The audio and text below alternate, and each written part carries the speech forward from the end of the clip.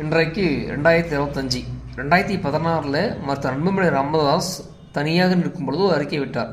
தமிழகத்தில் ஆரம்ப கல்வி முதல் ஆராய்ச்சி கல்வி வரை, அதாவது டாக்டர் அப்துல் கலாம் அவர்கள் படித்த கல்வி வரைக்கும் முழுவதுமாக இலவசம் அப்படின்னு சொல்லும் பொழுது பத்திரிகையாளர் கேள்வி கேட்குறாங்க. எங்கள் தமிழ்நாட்டில் எத்தனையோ அரசாங்க தனியார் பள்ளிக்கூடம் இருக்குது, தனியார் கல்லூரிகள் இருக்குது, இங்கே எப்படி இலவசமாக தர முடியும்னு சொல்லும் பொழுது அப்போ அன்புமணி என்ன சொன்னார்னா, முதல்ல ஒரு 3 வருடம் கடினமாக இருக்கும், அரசாங்கத்துக்கான நிதி கொஞ்சம் கடுமையானதாக இருக்கும். ஆனால் 3 வருடமோ 4 வருடமோ கழித்த பிறகு நமது பிள்ளைகள் இலவசமாக படித்துவிட்டு நம்ம நாட்டுக்கான ஆராய்ச்சிகள், நமது நாட்டுக்கான சேவைகள் செய்யும் பொழுது அது 2 மடங்கு பலனை தரும் அப்படின்னு சொன்னார். ஆனால் அந்த ஊடகங்கள் வழக்கம் போல நடிகர்களுக்கும் ஏற்கனவே இருந்த அரசியல்வாதிகளுக்கும் கொடுத்த ஊடக வெளிச்சத்தை அன்புமணி அவர்களுக்கு தரல. அப்படி கொடுத்திருந்தாலும் இன்றைக்கு மாற்றம் என்பது ஏற்பட்டிருக்கும். ஸோ மாற்றம் என்பது நமது கை.